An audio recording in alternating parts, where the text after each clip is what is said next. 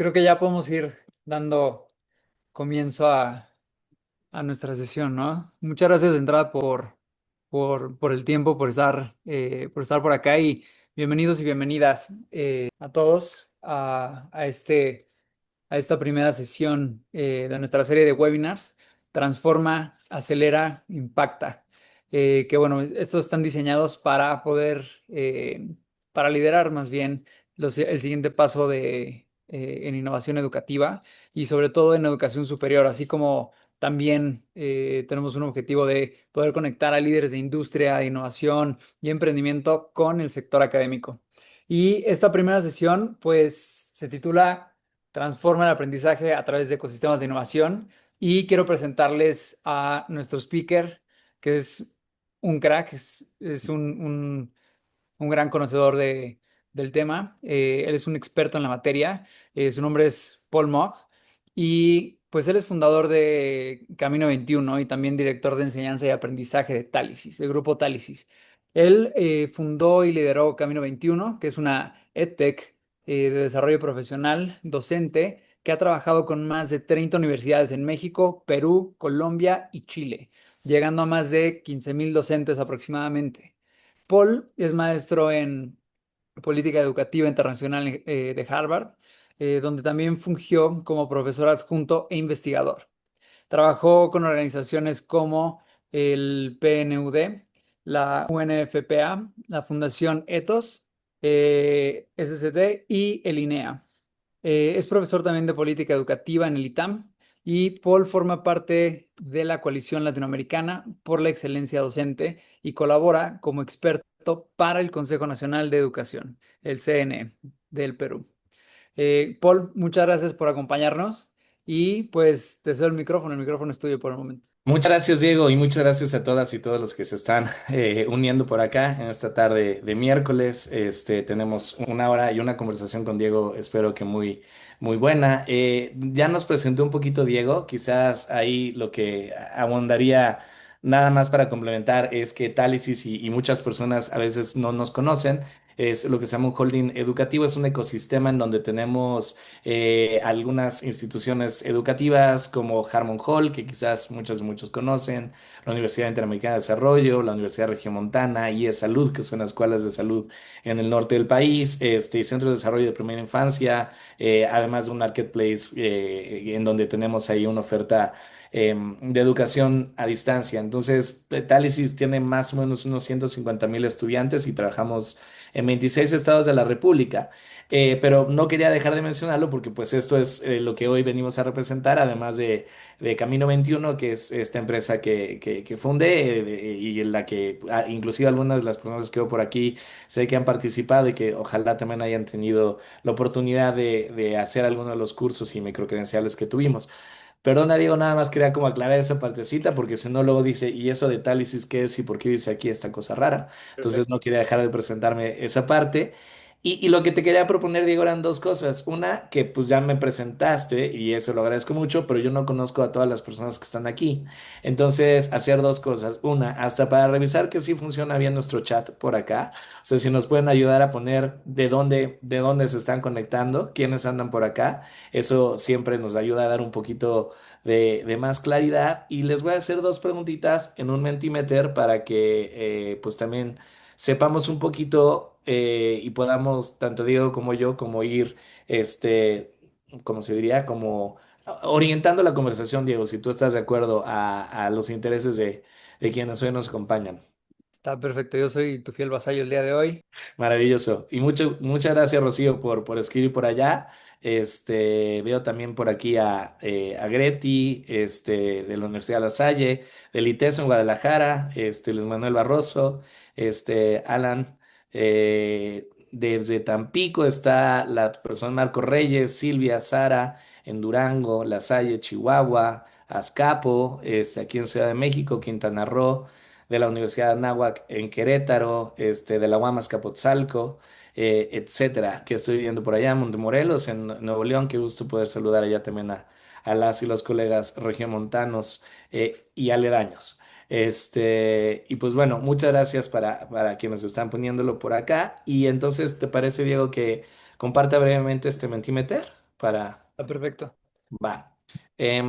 Pues deben de estar viendo en su pantalla esta primera encuestita. Aquí puse un código QR, entonces lo más rápido luego es nada más ponerlo, poder copiar.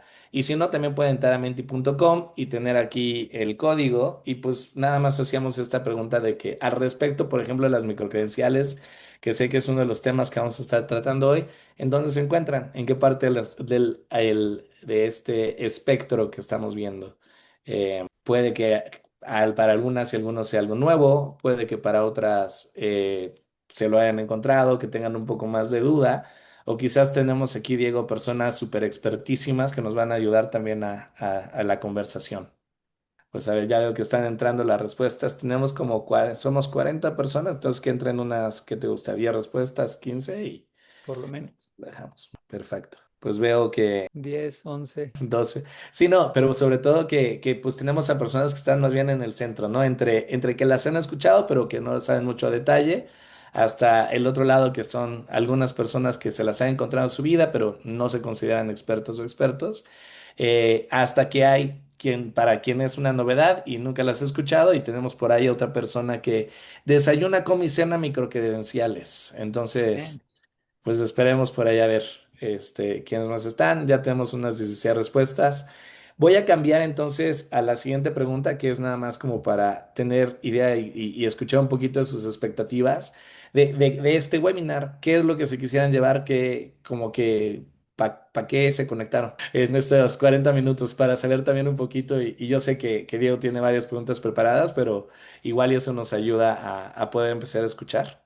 Eh, e inclusive puse una imagen ahí al lado que parece más cafetería que universidad, pero como que después veía todas las demás en donde hay solo un profesor hablando de manera magistral frente a todo el mundo. Dije, no, eso justo lo que creo que no queremos transmitir solamente en estos espacios de innovación, sino que se puede ver mucho más amplio, ¿no? La manera en la que entendemos hoy la educación superior. Ya veo que está empezando a entrar una forma de poderlas implementar, las microcredenciales, entender qué son y cómo proponerlas en su universidad. A ver, esperemos un segundito. Experiencias hacia dónde van las microcredenciales. Muy bien.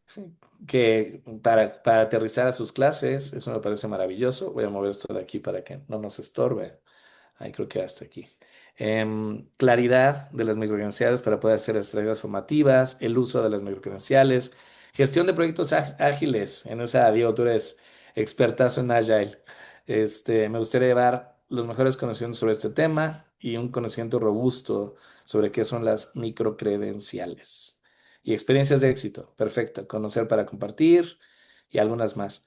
Pues Diego, eso era de mi parte como iniciar con esto para empezar a tener alguna idea de por dónde iban, tips para usarla, qué es el aprendizaje significativo, maravilloso. Ok, creo que eso nos da un poquito más de luz a ti y a mí de por dónde haremos la conversación. Creo que es un gran inicio y también puede ser algo que va a setear el tono, ¿no? Y creo que ahí por ese lado me gustaría empezar por un tema, porque estamos hablando ahorita de innovación, disrupción, este tema de tan sonado de microcredenciales y demás. Pero creo que hay que empezar por el principio, ¿no?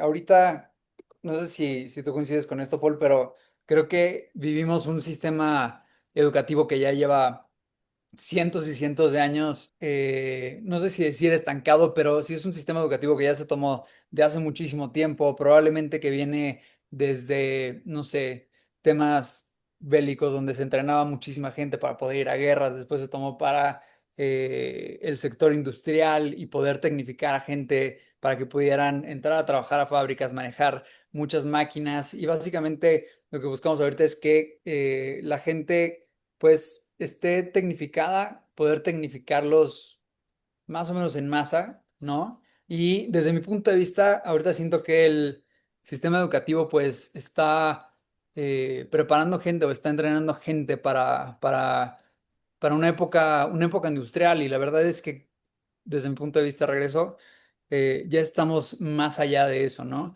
Entonces, la pregunta para ti, Paul, es la siguiente. ¿Consideras que el modelo de universidad actual, centrado en un título único, por ejemplo, sigue siendo vigente? Si sí o si no, por ejemplo, si consideras que no sigue siendo vigente, este título, perdón, este sistema o este modelo universitario centrado en un título único, ¿crees que cubre las necesidades actuales de un estudiante y también de los empleadores o no? Es una muy buena pregunta y una muy buena reflexión con la que empiezas, Diego, y creo que va a ayudarnos a poner en perspectiva toda la conversación, ¿no? O sea, hablabas como de esas diferentes etapas y del por qué y para qué de la educación superior. O sea, y a mí no me deja sorprender que pues es una institución que además las universidades nacen en el año 1000 en Bolonia. O sea, es una institución que ya tiene pues más de 1000 años de haber existido y que además estamos en una época muy curiosa porque, y hay una frase que me gusta mucho ahorita, me acordaré del profesor de Harvard de su nombre, que dice que estamos en una época en la cual tenemos cerebros paleolíticos, instituciones medievales y tecnología de los dioses.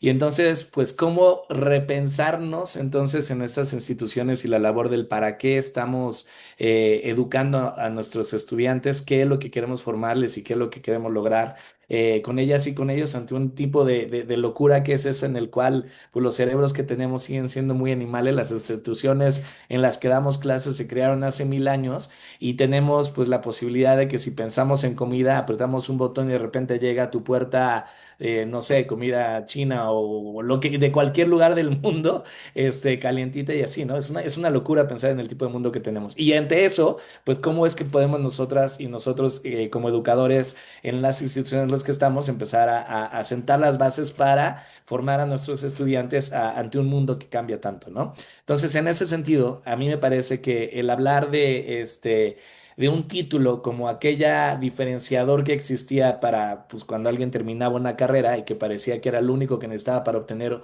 un buen trabajo, pues hoy además, afortunadamente, el acceso a la educación superior que ha crecido mucho en el país y en el mundo hace que cada vez haya como una inflación de títulos, ¿no? O sea, las personas tienen licenciaturas, ahora la licenciatura no basta, te piden una maestría, ahora la maestría no basta, sino que tienes que tener más temas y cada vez más los empleadores buscan menos solamente el título y más el entender que la gente sabe hacer algo, ¿no? No es igual el saber hacer que el saber algún conocimiento de manera teórica. Entonces, pues muchas veces las universidades y pues esta visión que teníamos, o sea, creo que literalmente medieval sobre el cómo entender la tecnología que había en el momento, que era el libro, para poder o sea, aprender y traer este conocimiento intergeneracional de un espacio a otro a este mundo en el cual, pues con la inteligencia artificial por ejemplo, y con otras tecnologías que están allá afuera, pues hoy tenemos la posibilidad de tener muchísima información a la mano, ¿no? Entonces, en empezar a pensar cómo formamos a través de competencias y no exclusivamente en conocimientos, creo que sería algo muy importante porque, pues bueno, nos abre la posibilidad de reimaginar las universidades de acuerdo a lo que tenemos. Totalmente de acuerdo. Y de hecho, ahorita que me dejaste pensando en una cosa, eso ni siquiera lo traía preparado, pero creo que la información ya en este momento se ha comoditizado, Ujú. pero muy, muy fuerte, ¿no? Cualquier persona puede hablar con tres PhDs, con Einstein, Aristóteles, Sócrates y Nietzsche al mismo tiempo en una misma conversación para poder llegar a un cierto tipo de conclusión, ¿no? Y digo, estoy exagerando un poco las cosas, pero no. Porque al final de cuentas, esta información sí se ha comoditizado muchísimo. Y de hecho, por ejemplo, hay una estadística de un estudio que hizo McKinsey, que básicamente dice que a nivel mundial, más o menos 40% de las posiciones, ¿no? De los empleos a partir de gerencia media para arriba, no están cubiertos por una razón. Y es la falta de que estos profesionales no tienen cierto tipo de competencias o no tienen cierto tipo de habilidades, llamémosles blandas, llamémosle power skills o lo que fuera, ¿no? Y eso creo que me trae a una siguiente pregunta, que es básicamente, ¿qué es lo que significa en la práctica ya tal cual pasar de tener este enfoque de tener un título o tener este degree único del que estabas hablando a voltear hacia desarrollar competencias? ¿Qué es lo que esto involucra ya en la práctica? Creo que esa es la gran pregunta que todos nos hacemos, ¿no? El cómo el poder, pues, o sea, transformar estas instituciones a partir de no solamente la parte formal de que, bueno, ahora ya no damos solamente un título, sino que entregamos 17 microcredenciales a lo largo del tiempo, sino empezar a cambiar esa posibilidad de pensar diferente la educación, ¿no? De repente a mí me gusta mucho que cuando pensamos en que los temas sean competency-based, también obedecen mucho a el ir fragmentando esos grandes conocimientos que tenemos, que antes era el título universitario, en no solamente en las materias, sino qué es lo que queremos lograr en cada materia. Esto que nos dicen muchas veces como docentes que tenemos que hacer al principio de nuestra sílabus, que es poner los objetivos de aprendizaje y que parecía algo formal, pues no, o sea, realmente en esos objetivos está, y a mí me gusta pensarlo mucho, ¿no? Después de que un estudiante pasa conmigo cualquiera de las clases que doy, ¿qué se va a llevar? Se va a llevar un libro, se va a llevar una serie de lecturas o se va a llevar a saber hacer qué cosa, ¿no? ¿Cuáles son esos temas que es lo que queremos que las y los estudiantes generen después de haber pasado tiempo con nosotros? Entonces, creo que el empezar a pensar a través de los temas basados en competencias también nos obliga, y creo que aquí voy a mezclar un poquillo partes que pueden venir después en la conversación, pero que creo que son importantes traer ahorita, que es que un aprendizaje basado en competencias puede tener diferentes maneras de entenderse, pero a mí me gusta mucho esta definición en la cual en los procesos de aprendizaje tú tienes dos tipos de variables generalmente, ¿no? Logros de aprendizaje y tiempo.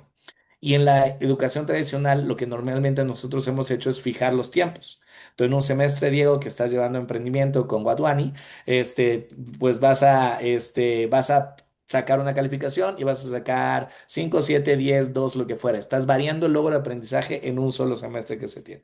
Pensar en algo, en la educación basada en competencias, lo que hace es fijar el logro de aprendizaje y lo que puede variar es el tiempo, ¿no? Y eso también te obliga a pensar muy diferente porque entonces quiere decir que al final de un proceso educativo que te puede llevar a ti quizás menos porque eres un experto en emprendimiento y quizás una persona que es muy nueva para el tema le puede tomar más tiempo, que cómo es que vamos a lograr que al final todo el mundo llegue a saber este mínimo y sin techos además, ¿no? Que creo que eso es también lo bonito de la educación. Hasta dónde puede llegar una persona, pues no necesariamente esté atado a, oye, sacaste 7 2 8 6 y ya pasaste la materia y vas para allá, sino cómo es que podemos entender esta manera de entenderlo en el conocimiento.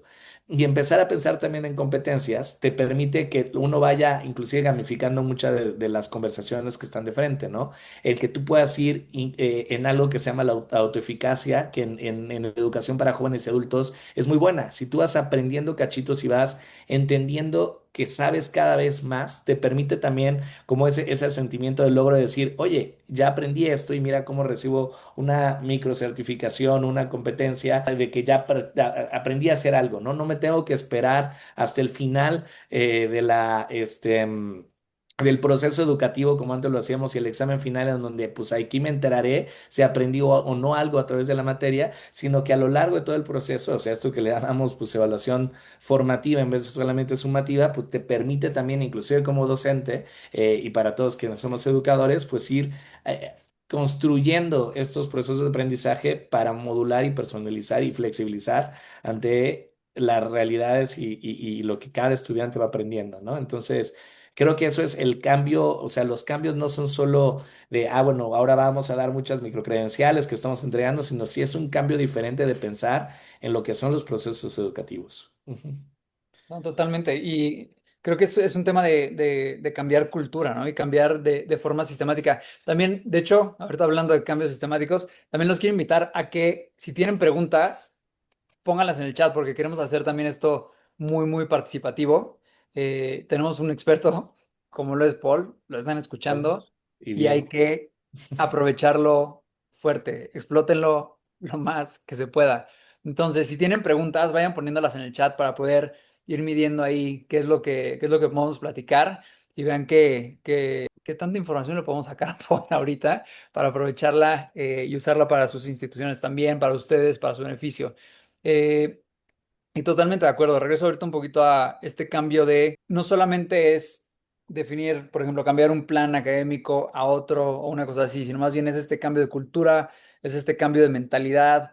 Y creo que hay algo súper importante que mencionaste ahorita, que a mí o sea, me gustó de verdad un montón, que es, yo no sé ustedes, pero cuando yo estaba en la universidad y de repente estaba entrando a un semestre, veía mi graduación de la universidad lejísimos, muy, muy lejos, años todavía, muchos semestres probablemente, y el final del semestre también se ve lejos.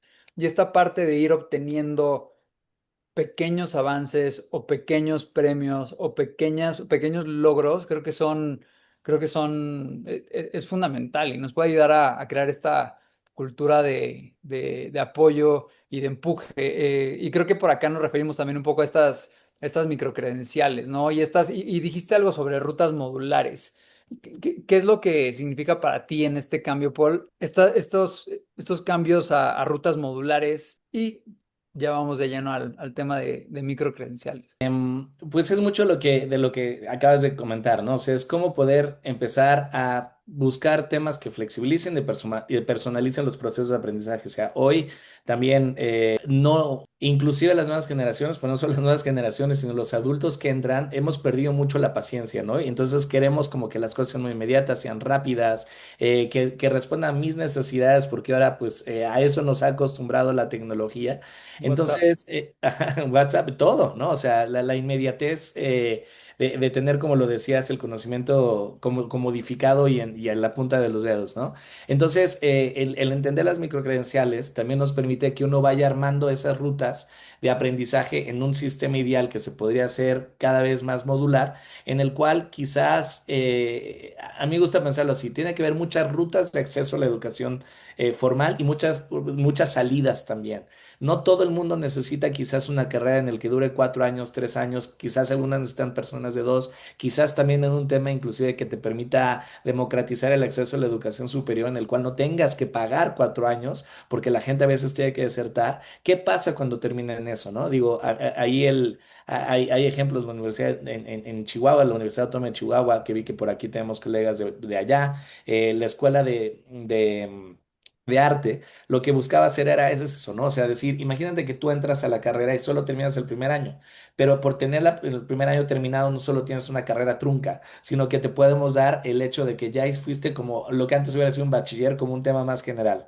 Y tu segundo año te da una especialización y tu tercer año te ayuda, bueno, ya eres ya tienes más conocimientos, eres casi un técnico en esta área y si terminas, pues aquí está tu licenciatura, ¿no? Eso, entender desde ese tipo de cortes que uno puede hacer hasta los que son más pequeños al tipo de competencias que uno puede demostrar tener a lo largo de una materia, eso también les va a ir dando confianza y les va a ir dando maneras de demostrar ante los potenciales empleadores o quien sea con quien interactúen nuestras y nuestros estudiantes, el decir, mira cómo yo sé hacer esto, mira cómo yo puedo entender esto. Y las microcredenciales y el hecho de poder hacer modular también nos permite que podamos tener acompañamientos en el que no sea solo Talis, la UR o la UNID que les esté dando un título, sino que también podemos hacerlos de la mano de Fundación Wadhwani. Oye, ¿qué estamos aprendiendo en temas de emprendimiento? Y va validado por no solo mi institución, sino por otras personas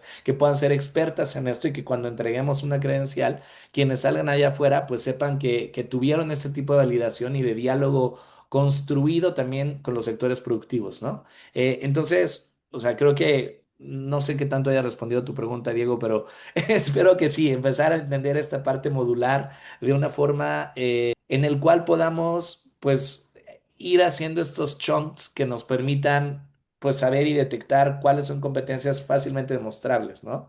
Dentro de los procesos educativos más largos. Me gustaría hacer ahorita nada más una comparación muy rápida. No sé si conocen digo, estos sistemas bastante complejos, los ERPs, por ejemplo, SAP, Oracle y todos estos grandes sistemas que de hecho están divididos en módulos, ¿no? Y puedo retar, creo que a cualquier persona de las que estemos aquí en el webinar, a encontrar a alguien que conozca SAP por completo. Eso no existe, ¿no? ¿Y por qué no existe? Porque hay módulos muy especializados y esas personas expertas necesitan conocer cada una de estas partes que resuelve diferentes problemáticas. Creo que es algo muy similar y desde mi punto de vista hace mucho sentido, además por cómo va avanzando la tecnología, por todos los puestos de trabajo que se están creando, que están saliendo de la nada, aparte, que ni siquiera sabemos qué es lo que va a haber disponible en esta cartera de trabajo de aquí, por ejemplo, a 2030. Totalmente, Paul. Y tengo ahorita una pregunta que ahorita vamos a bajar ya cosas más tácticas por este interés de microcredenciales. Por ejemplo, tengo acá una pregunta que dice, ¿qué iniciativas hay a nivel país para poder estandarizar este tema de las microcredenciales. ¿Tú conoces algo que se está haciendo actualmente? Sí, y es una buena pregunta, porque creo que a nivel de microcredenciales, cuando uno empieza a utilizar estas palabras y como tecnologías, y no solo tecnologías, porque hay una parte tecnológica, cierto, pero también hay componentes de qué es esta estrategia pedagógica que estamos utilizando, pues se vuelve muy heterogéneo, ¿no? Hay diferentes implementaciones y lo que la gente entiende por microcredencial puede ser muy distinto. Por ejemplo, nosotros dentro de Camino 21 nos asumimos un sistema de microcredenciales para la mejora en la enseñanza docente en la educación superior. Eso quiere decir que habíamos creado un mismo sistema que permitía, como esta forma modular, estos Lego blocks que va armando y estas rutas de aprendizaje de cómo poder ir profundizando en el ser cada vez un mejor docente en universidades, ¿no? En universitarios. Em, si bien eso existe, también es cierto que hay microcredenciales que uno puede obtener y que uno puede hablar que tienen validación curricular o que, por ejemplo, están homologadas a las competencias que marca el conocer y son diferentes, o sea, maneras muy radicalmente distintas de entender un mismo concepto. Porque hoy lo que hace una microcredencial, o sea, es esa idea de que sean pues mucho más orientadas al saber hacer algo, al demostrar una competencia, que sean apilables, que se pueda profundizar, que puedan tener esta parte como de crecimiento, ¿no? Entonces, sí hay hoy un esfuerzo de estandarización en el país que está liderando la Secretaría de Educación Pública de la mano junto con Economía, en el que se está creando algo que se llama el Sistema Nacional de Cualificaciones. Y ese Sistema Nacional de Cualificaciones lo que busca es empezar a estandarizar. En Estados Unidos les pasó, por ejemplo, que pues este tema de las microcredenciales se salió de control. Creo que en la lengua inglesa existe algo así como 126,000 palabras. Y hay más de 1 millón de microcredenciales registradas en Estados Unidos. O sea, es una locura pensar que hay más microcredenciales que palabras en la lengua inglesa, ¿no? Entonces, o sea, ese tipo de temas, ¿cómo los podemos empezar a vivir nosotros en México? Para que, por un lado, y digo, lo voy a decir con mucho respeto porque también entiendo las exigencias que tiene que hacer el gobierno, pero que no nos pase como con conocer, que de repente se volvieron tan rígidos que los programas formativos que tienen, pues son imposibles de que la gente realmente los pueda llevar a cabo. Son pequeñas maestrías que, porque entiendo el porqué de que hay un tema normativo y de controles de calidad, pero pues del otro lado tampoco podemos ser tan laxos que cualquier persona emite una microcredencial y vendemos espejitos que no quieren decir nada, ¿no? Entonces, este marco nacional de cualificaciones, y sé que del lado de ANUYIS y de FIMPES nos han invitado a las universidades a participar en esos procesos para empezar a definir conjuntamente cómo es que lo vamos a hacer. Hay estándares, por ejemplo, de los europeos son muy buenos generándolos. Entonces, por ejemplo, ideas de que dice una microcredencial, o sea, porque veía muchas de las preguntas son más tácticas, ¿no? Como decías, como muy puntuales. Pues tiene que tener en Europa más o menos 30 horas. Ya 30 horas te dice algo, o sea, no son 10, no son 50, ¿no? Ya lo puedes empezar a estandarizar de una manera en la cual, pues no es un diplomado, claramente, pero pues sí te cubre un mínimo de horas que puedas hacer, ¿no? Tiene que venir acompañado de una entidad certificadora como nosotros que somos las universidades o ustedes que son empresas, ¿no? Entonces, etcétera. O sea, tienen varios de estos componentes que empiezan a hacer. Sí hay esfuerzos de estandarización, todavía no existe una norma como tal que se esté haciendo, pero creo que también este proceso de autorregulación de las universidades nos va a permitir ir determinando de manera conjunta cómo emitir microcredenciales que sea un buen referente para la industria y para los futuros, o sea, para el futuro de nuestros estudiantes que no termine pulverizando de más el conocimiento de lo que se están llevando, ¿no? Ujú. Totalmente. De hecho, sí, creo que ahí les puedo dar un ejemplo de un sistema que ya está puesto en marcha y que creo que ha logrado estructurar de una buena manera y al mismo tiempo que se controlan este montón de microcredenciales que pueden surgir justamente para que no sufran estos problemas como los que se han presentado en Estados Unidos. Por ejemplo, en India hay, no me acuerdo si el aplicativo se llama Manipali, pero básicamente es un sistema completo que es nacional. Es un aplicativo donde diferentes universidades, diferentes instituciones cargan microcredenciales y las personas pueden entrar al aplicativo para poder tomar esas microcredenciales y veámoslo como si fuera un Tetris, ¿no? Si hay una persona que a través de sus diferentes microcredenciales quiere hacer una casa roja, puede hacer una casa roja al ir tomando estas microcredenciales y al final de cuentas, cuando ya completa estos requerimientos para tener un título de casa roja, por ejemplo, ya se da. Si alguien quiere tener un castillo gris, por ejemplo, con microcredenciales, es lo mismo. Entonces, creo que ya existen esos casos, afortunadamente ya existen estos casos de estudio que también pueden checar cómo funcionan. Les digo, en India ya existe esto, están teniendo un éxito bastante fuerte. Eh, y si quieres, vamos con otra pregunta de las que tenemos por acá en el chat. Vamos a ver. Acá me preguntan, creo que eso está muy interesante. Y esto va a ser, creo que parte ciencia, parte opinión. ¿Las microcredenciales pueden reemplazar o complementar los títulos universitarios tradicionales? O sea, ¿qué hacen? ¿Complementan, reemplazan y en qué casos serían más eficaces? Yo creo que debería de ser un sistema que complemente, ¿no? No sustituye. O sea, también creo que es importante entender la educación superior que tenemos hoy, para qué lo estamos haciendo. No es igual la educación que puede ser profesionalizante que aquella que busca generar, por ejemplo, científicos y gente que se dedique a la investigación. O sea, tampoco es, o sea, no es sustituible una por la otra, sino que también hay que entender para qué está entrando una persona y el perfil de ingreso y de egreso que queremos en cada una de las distintas instituciones. O sea, en México existen más de 3.000 instituciones de educación superior. O sea, es muchísimo. ¿Y por qué una persona elige entrar aquí o allá? Pues creo que también determinará, y una carrera versus otra, pues lo que está buscando al obtener ese título. En un mundo ideal, creo que son dos procesos formativos diferentes. Lo bonito de hacer un sistema microcredencializado es que te permite construir esa casa roja o ese castillo gris. O sea, que eventualmente tú puedas llegar a esos títulos universitarios que ojalá podamos ir construyendo con rutas más flexibles que te permitan demostrar algo. Pero oye, ya terminé esta competencia, tengo esta seriación, ya hice este nivel de profundización, ya terminé toda esta ruta de aprendizaje, lo sumé con otro, ya tengo X cantidad de diplomados ahora de microcredenciales que se suman, y esto puede eventualmente lograrse transformar en un título. Si bien esto es cierto, también del otro lado puede ser que tú al final de tu carrera, al obtener un título, ya no solo sales con un título, sino, y quizás digo, no sé, lo pondré como ejemplo en las carreras de diseño, pues al final también ya sabes y puedes demostrar que sabes utilizar el Acrobat Suite o Canva, ¿no? Que ahora son pues del tipo de cosas que necesita uno de cualquier diseñador. O sea, entonces, ¿cómo vas construyendo estos títulos que no solo te dan el título, mira, yo soy diseñador gráfico, sino que porque además fui construyéndolo a partir de microcredenciales, pues también tengo aquí un portafolio que te va a demostrar todo lo que supe y aprendí a hacer a lo largo de mi tiempo, y estas certificaciones avaladas por la industria de que sé utilizar el software especializado que tú requieres, ¿no? Entonces, respondí como político, no dije nada. Más bien lo que quiero decir es que depende mucho del tipo de institución y para qué queremos nosotros, pues las microcredencializar un sistema, y del otro lado, qué es lo que necesitan nuestras y nuestros egresados, ¿no? O sea, entender también bien a las audiencias a las que vamos. Te voy a decir una parte de lo que yo entendí a partir de mi cabeza de industria, empresa y demás. Y creo que esto es muy valioso también para las universidades. Implementar microcredenciales para complementar, por ejemplo, los títulos universitarios, nada más por lo que acabas de mencionar, tiene un ROI gigante. Eso Ujú. es empleabilidad al 10.900 millones% y un valor agregado que las empresas están dispuestos y aparte están desesperados a pagar.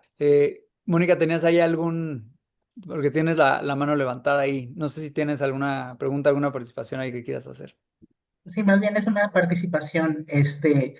Mira, yo creo que el reto ahorita de las microcredenciales es justamente generar el marco normativo en nuestro país para que este número de instituciones podamos trabajarlo.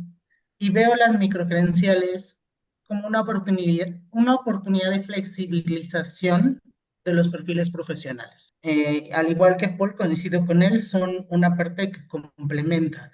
No lo vería como una sustitución de un título o una carrera, porque si no siento que estaríamos entrando en este, en este concepto de decir, porque alguien tome 15 microcredenciales de anatomía, ya puede ser cirujano. No, no, hay determinadas cosas que en verdad forman un perfil profesional.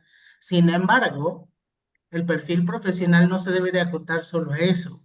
Puede irse especializándose bajo rutas de aprendizaje que pueden complementarse con estos linking blocks que son las microcredenciales. Y no es necesario que hagas 2, 3, 4 carreras, sino puedes ir escogiendo y formando tu perfil profesional de acuerdo a cómo tú te quieras especializar, qué tan amplio quieres ser en un tema y qué tan acotado quieres ser en otro tema. Son herramientas que te permiten ampliar y modular y modelar tu perfil profesional. Yo lo vería más bien así. No, totalmente de acuerdo, totalmente de acuerdo. De hecho, si vemos algunos ejemplos, por ejemplo, no sé, Meta tiene un curso, literal, en Coursera, que es la base que ellos tienen para reclutamiento de backend developers. Y literalmente alguien que tome esa microcredencial, sea lo que sea donde venga, esté donde esté, tiene la posibilidad de que en un año, año y medio, está ganando 2.500, $2.900 mensuales. O sea, es el poder de las microcredenciales. Pero eso también creo que me lleva a otra parte, ¿no? Que es sumamente importante y más para estas. Yo ligo mucho las microcredenciales con este lifelong learning, ¿no? Que para mí ya no es nada más estar en la universidad durante un tiempo, acabé de estudiar en mi vida, ya soy experto en lo que soy experto, y ahora vámonos a trabajar, sino más bien ahora creo que la gente, nosotros, todos los profesionales, tenemos que seguirnos preparando a lo largo de la vida, pero esto también tiene que ver con cierto tipo de habilidades de emprendimiento, cierto tipo de habilidades de innovación también. Y cuando hablamos de emprendimiento e innovación en educación, sí o sí hablamos de el docente, ¿no?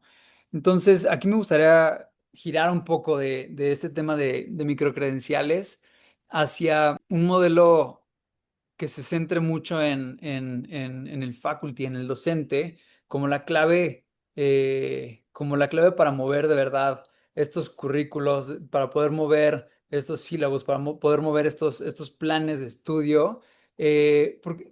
¿Tú cómo ves este tema, Paul? ¿Crees que esto hace sentido?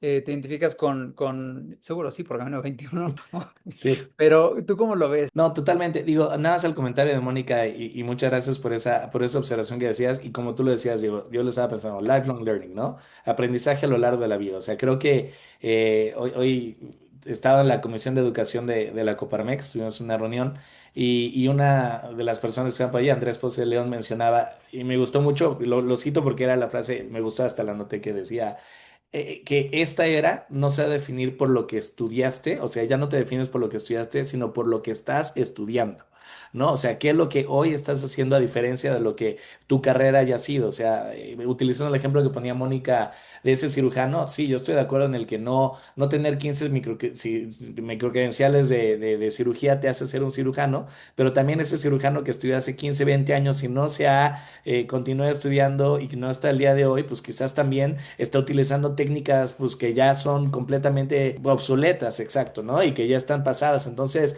o sea, esa es la microcredencialización de la educación si te permite el ir pensando el cómo esto es algo que ocurre a lo largo de toda la vida y que te puede ayudar a que hoy pueda pues hacer este microcredencial de meta y empezar a aplicar para allá, a pesar de que soy politólogo, economista y después hice educación, pues ¿por qué no? O sea, puedes voltear a ver estos temas que está buscando hoy cada vez más la industria. Y al punto que acabas de mencionar, Diego, a mí me parece fundamental. O sea, también hay una frase que es muy común y que la gente menciona mucho, que un sistema educativo se mide a través del peor de tus docentes.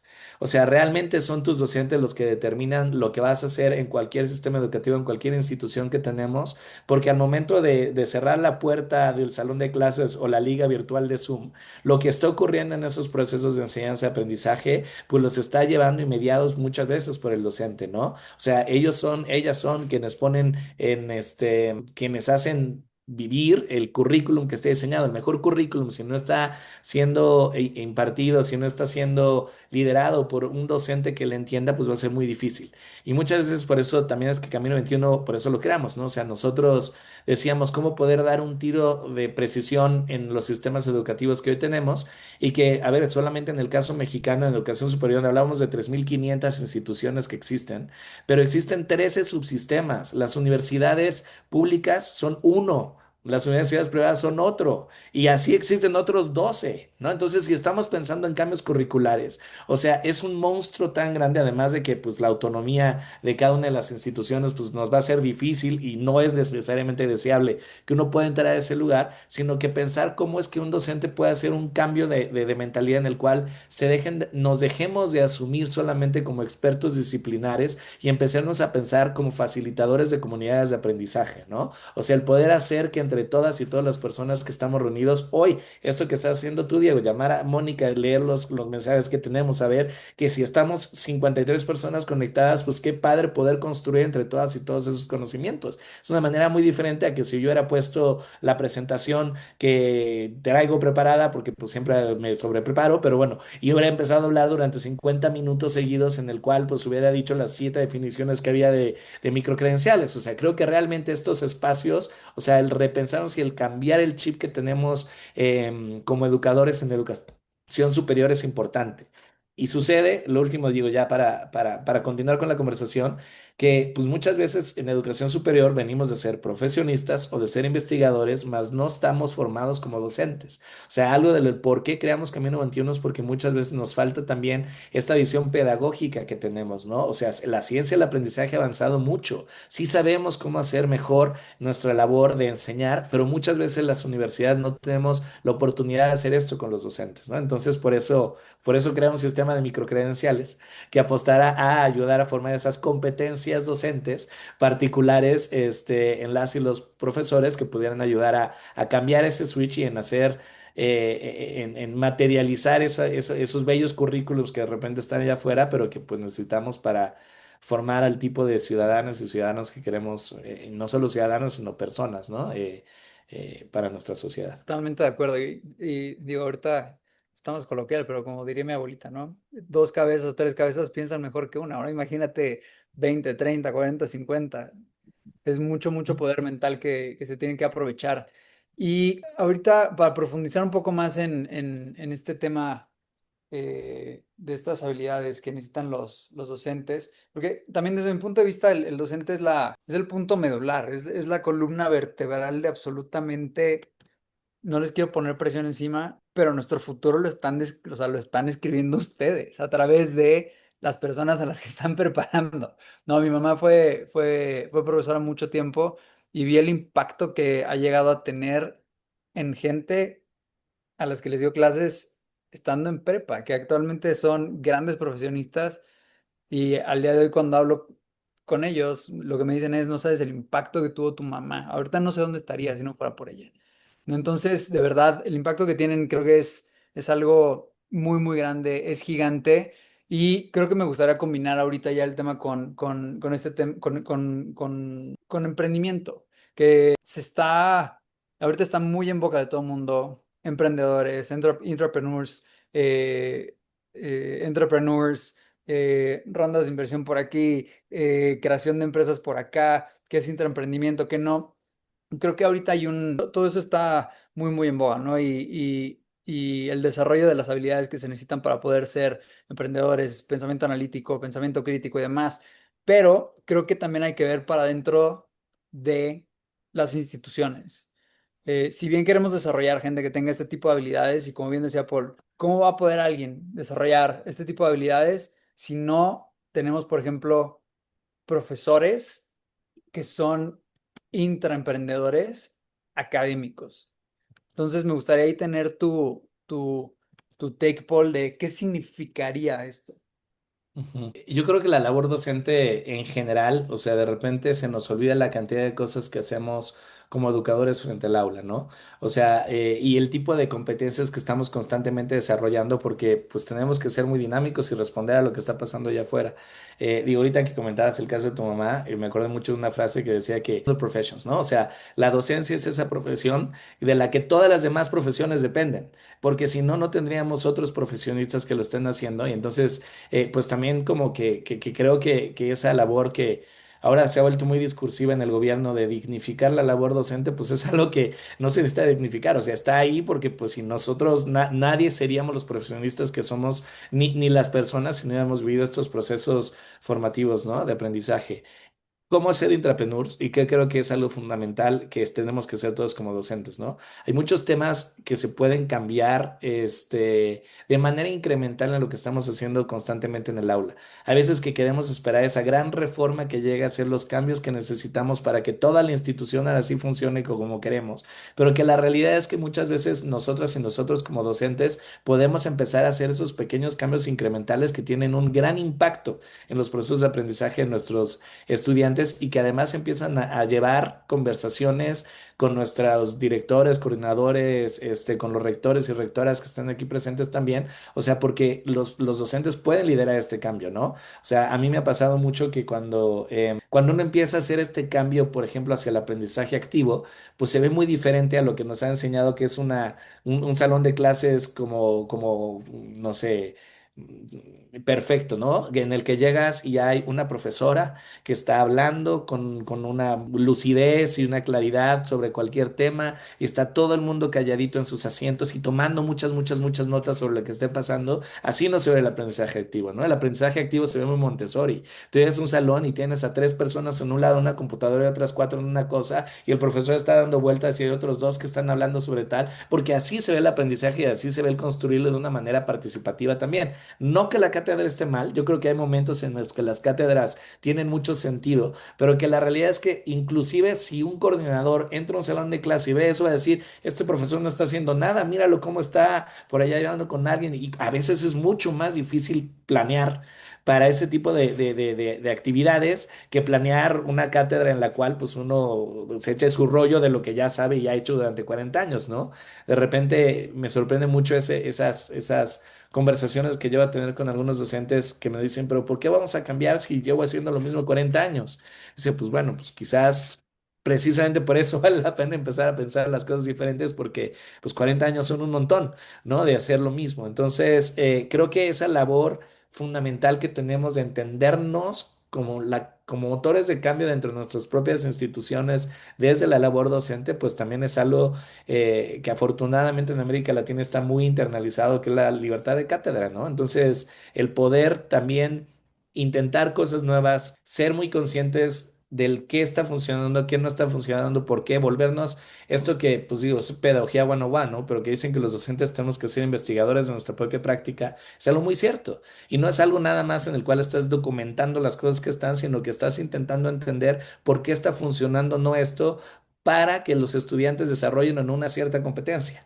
O sea, yo no nada más como para que se entretengan, ¿no? O sea, no es edutainment lo que buscamos, sino que sí estamos en un proceso formativo para que las y los estudiantes pues desarrollen los objetivos de aprendizaje que nos hemos marcado. Ujú. No, totalmente. Y creo que de repente, como educadores, también creo que nos podemos sentir un tanto abrumados, ¿no? Por estos temas. Entonces, creo que, digo, para incluir un poquito también el tema de tecnología, creo que deberíamos de ser capaces igual de incluir tecnologías que nos ayuden a poder guiarnos en este camino de transición, de aceptación y demás, como por ejemplo lo que obviamente también está mucho en boga y mucho en la boca de todo el mundo ahorita, que es cómo podríamos utilizar o tener literal de asistente a la inteligencia artificial. ¿Tú has pensado en esta parte, Paul, para poder ayudar también a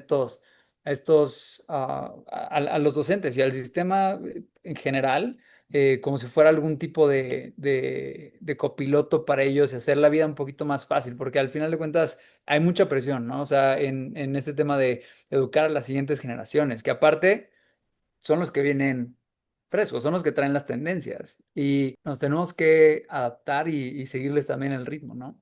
Sí, yo creo, digo, el tema de inteligencia artificial da para tres webinars más, porque pues sí es una de esas tecnologías que llegaron a cambiar todo. Y no es que no existiera antes, sino que pues hoy el acceso que nos permite que un LLM hable lenguaje natural y que es esto que tú y yo estamos hablando y que entonces le puedas pedir cosas y que haga cosas sin que tengas que aprender a programar, pues esa es la gran diferencia, ¿no? Que ha habido en otros momentos. Yo creo que a nuestros estudiantes lo que hay que hacer es permitirles utilizar estas herramientas, siempre guiados y entendiendo el qué y el para qué, porque, o sea, a mí me queda muy claro que Y lo he dicho en otros espacios, pero pues a ver, la inteligencia artificial no te va a sustituir, te va a sustituir a alguien que sepa utilizar la inteligencia artificial mejor que tú. Entonces, ¿cómo hacemos para que nuestros estudiantes también puedan estar expuestos ante esto? Y una buena manera de hacerlo es como bien lo describes, pues tener a estas herramientas como copilotos a lo largo del tiempo que da. A mí me pasaba mucho que pues no todas las instituciones tienen para contratar un adjunto que te pueda acompañar a dar la clase y uno no está disponible 24/7 a pesar de lo que piensan nuestros estudiantes que te mandan un correo a las 10 de la noche un sábado y esperan que haya una respuesta, ¿no? Pero entonces, ¿qué sí podemos hacer? O sea, y a mí me pasó que para mí fue relativamente sencillo y lo es. O sea, que en una herramienta como ChatGPT uno puede crear un GPT, o sea, su propio lenguaje autocontenido con los conocimientos que uno quiere, que lo que hice fue, yo una clase que se llama política educativa. Entonces, lo que les hice un coach de política educativa. Y eso es algo que tuvimos que hacer o lo pude hacer para que les ayudara a pensar ellos. Mi clase es aprendizaje basado en proyectos, ¿no? Entonces, un proyecto final que tienen que hacer es una intervención de política pública que van creando poco a poco, espero ser congruente con lo que he hablado antes, para poder ir desarrollando este tipo de competencias. Pero entonces, lo que quería era un coach que les ayudara a pensar en como política pública, ¿no? Y en política educativa, cómo irlos guiando en estos procesos finales que tenían. El primero que hice era demasiado bueno. Entonces les resolvía mi examen final o les daba ya una matriz de marco lógico prácticamente terminada y pues tuvimos que hacer un tuning un poquito ahí de ir platicando. Y esto es algo que hice yo solito con escribiendo las cosas, ¿no? O sea, de nuevo, no es algo que necesites toda una infraestructura gigantesca de tres para poderlo hacer. Entonces, al final terminó construyendo algo que les podía responder a mis estudiantes cosas como, oye, ¿cuándo tengo que entregar el tercer entregable? Y les decía el 25 de octubre, porque pues ya estaba ahí puesto lo que va haciendo uno, como también les decía, oye, ¿qué quiere decir esto? ¿Cuáles son los 8 pasos de Bardak? Ah, pues aquí están. Oye, ¿cómo esto que estoy haciendo puedo no enfarcarse en esto? ¿Cómo buscar la causa raíz de un problema? Ah, pues bueno, esto te define, te acompaña, te dice y te responde preguntas que yo no pude hacer en otros momentos. Dicho esto, por ejemplo, ahora en Tálisis sí tenemos una infraestructura y un alcance muy diferente al que tengo yo como persona.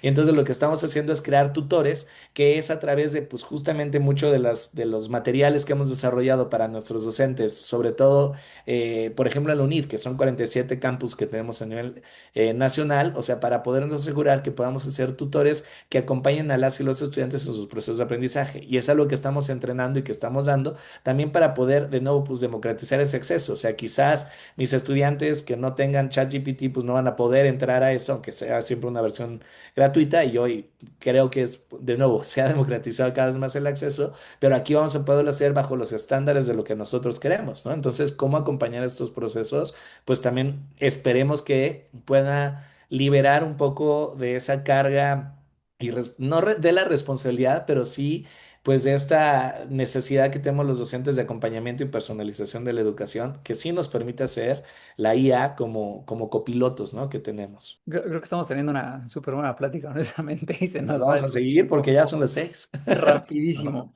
Pero, digo, si tienes tantito tiempo, nada más Yo me tengo. gustaría hacer una cosa bien, bien específica. Y voy a agarrar un comentario aquí de Javier Peña para hacer lo siguiente, ¿va? Lo que él nos pone es, cuando estudiaba ingeniería se notaba cuáles profesores sí habían enfrentado problemas reales afuera, cuáles podían enseñar su propia tecnología, perdón, cuáles podían diseñar su propia tecnología y cuáles no. ¿Y qué es lo que me trae esto? Vamos a hacer algo práctico, porque al final de cuentas aquí la gente creo que necesita salir con compromisos, necesita salir con un entendimiento muy práctico para poder generar sus propios casos de éxito. Entonces, no sé si podríamos hacer dos cosas. La primera, que nos puedas compartir algún tipo de ejemplo concreto o algún experimento que se pudiera llevar a cabo en un tiempo relativamente corto para poder tener ese quick win, ¿no? Y ver que las cosas sí funcionan, sí jalan.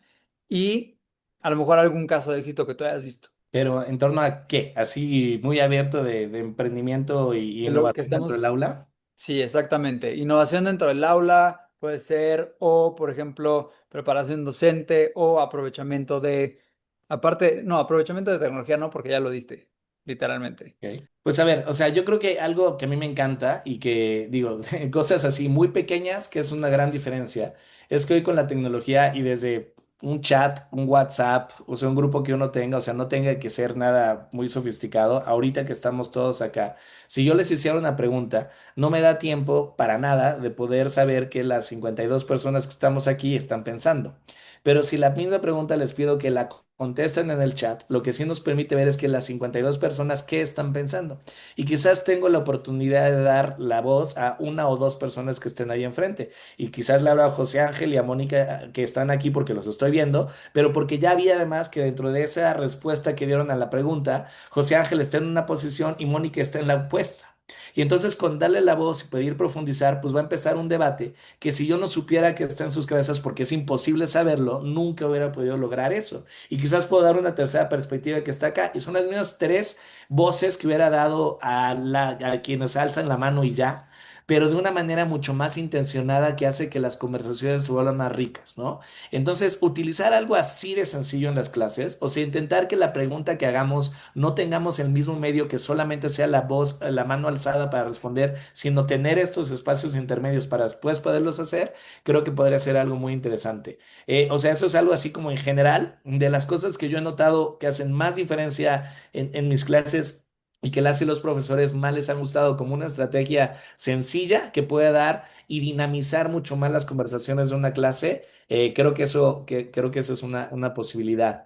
¿Qué he visto yo que funciona muy bien? O sea, a ver, allá afuera hay muchos ejemplos de los que puedo pensar sobre maneras de entender la educación que se salen solamente de los cánones tradicionales, ¿no? O sea, nosotros en Tálisis espero que quien quiera, pues, mantenemos la conversación abierta. Ahorita dejo mi correo electrónico y cualquiera de las redes sociales, pues muy abierto estoy y les juro que sí respondo si me escriben por allá y si no yo, pues el equipo que además ya vi que hay algunas personas de Tálisis por acá que también me acompañan, me encantaría poderles comentar algunos de los ejemplos del qué y el cómo estamos utilizando la inteligencia artificial, por ejemplo, para poder, que construimos un course builder, que algo, o sea, ¿qué es esto? O sea, estamos ayudando a los profesores a hacer desarrollo curricular. Entonces, cuando llegan al principio de su clase, ya tenemos nosotros, pues, una IA que construimos, que entonces te ayuda a, de acuerdo a los estándares y competencias que nosotros mismos definimos, ayuda a articular mejor los objetivos de aprendizaje, ayuda a que puedas detectar de lo que nosotros tenemos ya contratado de bibliografía, cuál es la bibliografía que puedes ir utilizando para tu curso,